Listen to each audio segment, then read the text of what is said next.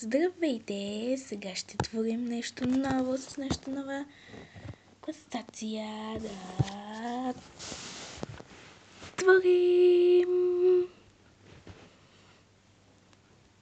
Тан тан тан тан тан тан тан тан тан. Да творим. Това, което днес ще творим, ще бъде куп. Ама не какъв куп, ами такъв. Няма да бъде точно оригами, защото ще се ползва и репил. Но ще се чертая с море върху лист. Ще ни трябва гума, ножица и разбира се, лист. И да не забравям нашата важна репило. Така, да почваме да чертаем. Сега малко ще приближим, да се вижда по-ясно. Казах вече какво ще ни трябва, нека да почваме. Линията е добре да бъде 30 см, защото няма да чертам съвсем малки размери, миниатюрни, ами по-големи. Така, да почваме сега. Поне сега ще го творим това нещо. Трябва малко да помислим преди да чертаем, нали? Така, ако стават някакви грешки, имаме гума. Нека да почваме сега. Какъв ще бъде нашия куп? Първо, той ще има 4 страни и трябва да бъде обиколката му такава, за да може да вдигне 4. Колко да изберем? Колко? Зависи малък или голям ще бъде. Аз мисля някак среден да го направим. За това съм го измислила вече. Моят ще бъде 12 см обиколка, 3 см страната мисля. Вие може да го направите по-голям. Например 16 по 4. 20 см страната. Може да по-голям, разбира се. Ама, айде да го направим по-големчик, искате. Добре, айде да почваме. Първо чертаем една линия, която да бъде 24 см.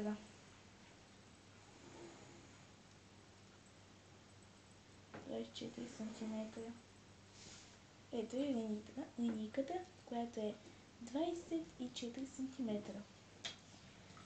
След това 24 делено на 4 колко е? 6. Добре. Сега разбираме това на по 6 см, 4 по 6 см. Така, 1 път 6, после разбира на 12, след това на 18 и накрая на 24. Така, ето 4 отбелязвания. И тук накрая. И клещето трябва да им сложим по едно, да бъдат така. Бъдат затворени. След това ги удължаваме тези отбелязвания да бъде всяко 5 см.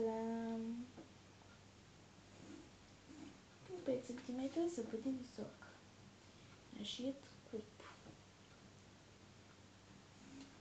Отбелязваме по 5 см нагоре.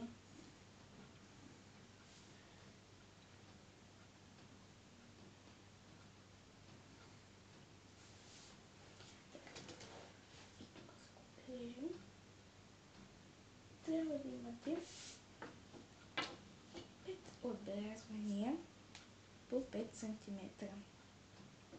Така, и отгоре слагаме една чертичка хубавичка да затворим. Не трябва да бъде крива, разбира се, ами точно права.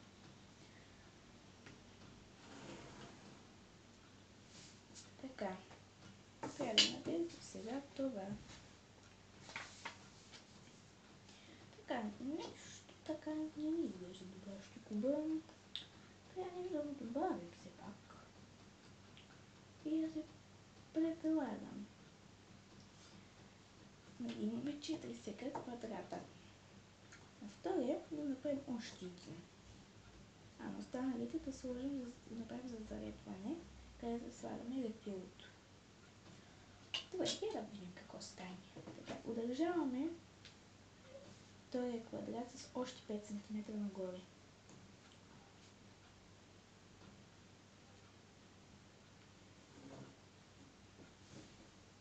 Така, удължавам съвсем.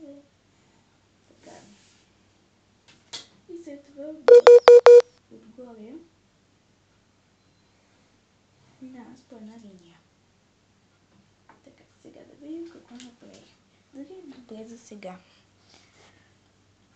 Така, добре изглежда. Така. На тези вижте сега какво се направи. Сложим по една такова. Даже няма да го чертая. Не е нужно да е точно. По една такова, да се залепваме. Така се направи. Така се трябва да слага лепилото.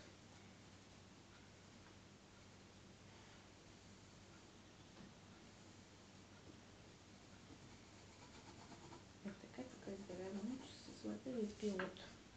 Защото не трябва да го залепим, ти се не бъде капак. А долния капак. Направим долу по същия начин и тук отстрани. Чакай. Е така отстрани да сложим. За да може да го залепим после. И правим още един квадрат отдолу и тук по още едно такова. Залепваме.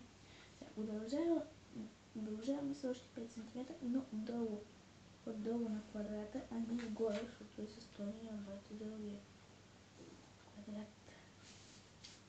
Много дълъг се стане. Свързваме второ. Така. Правим по тук по още едно такова залепване.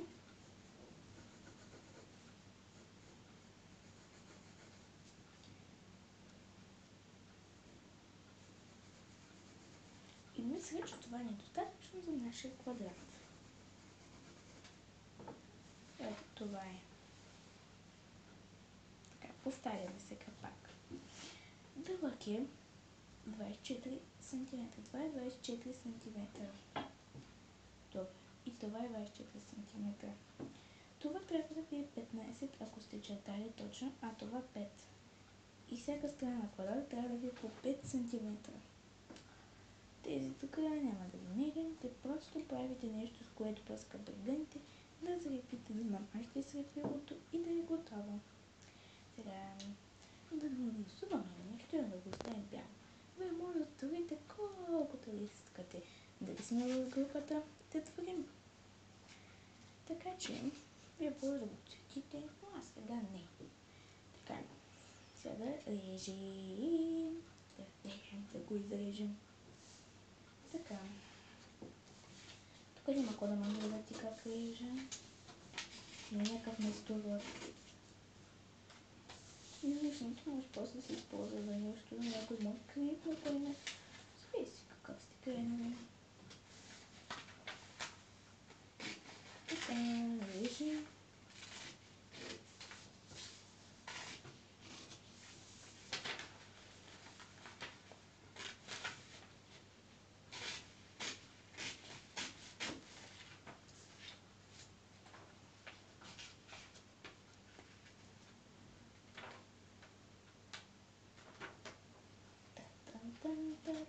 Режим. Да го изрежи.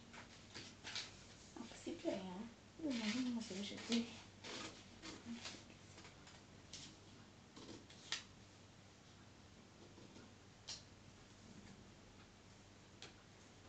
Така.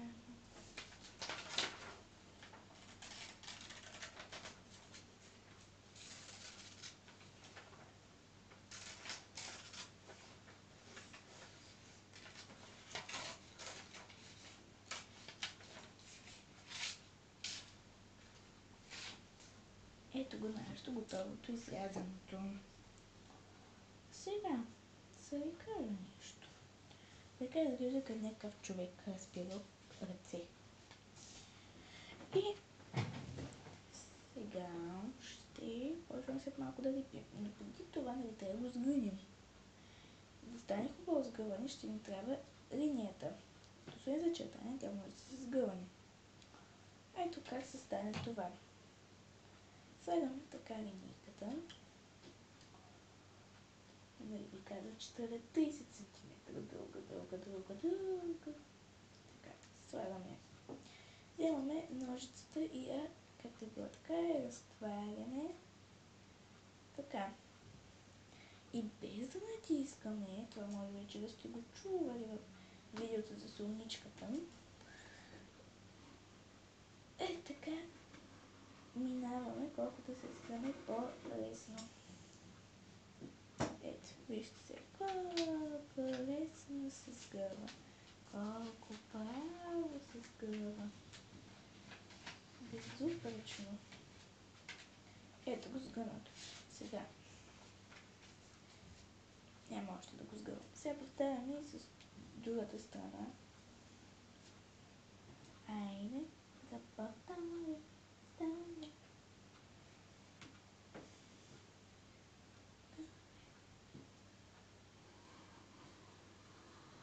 Средите точно линията, защото може да се отклони. А това е фатален случай. Случваме се. Много е гадно.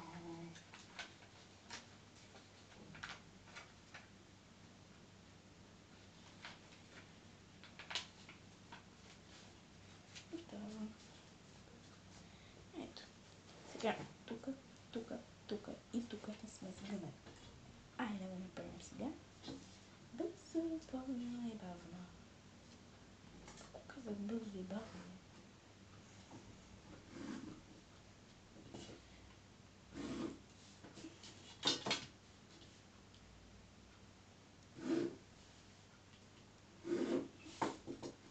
След като сме готови, може да сгънем всичките неща, които сега минахме с ножицата. И така, първото нещо, което сега ще направим, ще бъде да вземем лепилото, да го отворим. Че хубаво лепие. Ето. И първо ще мацнем там. Ето тук ще мацнем първо лепилце. Оставяме настрани. И първо залепяме така. И натискаме. И оставяме малко да изсъхне. Колко? Мъничко. Защото искаме да видим крайния резултат по-бързо. След това, след като е изсъхнало, правим тези залепвачките, се викаме, с които трябва по средния начин тук така да залепим. Сега, ето, това го имаме сега. Почваме с тази страна. Малко се го изгънем настрани. И така. Намазваме от едната страна залепвачките. Хубаво слепило, че се мацат. И минаваме, като натискаме отдолу.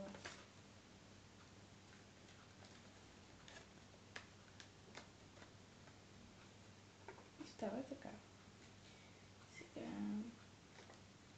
айде тук от другата страна да повторим.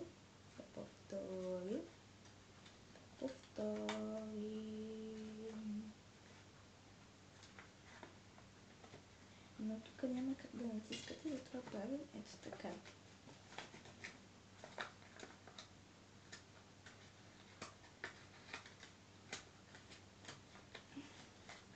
Ох, ти е трудно. Ето така. Ето го и нашиятко. Страхотен е, нали. Ето го сътворихме. Поредицата отвори.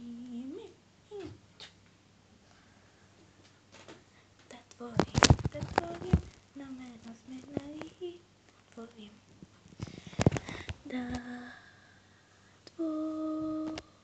Zatvorím, na jméno směrnají.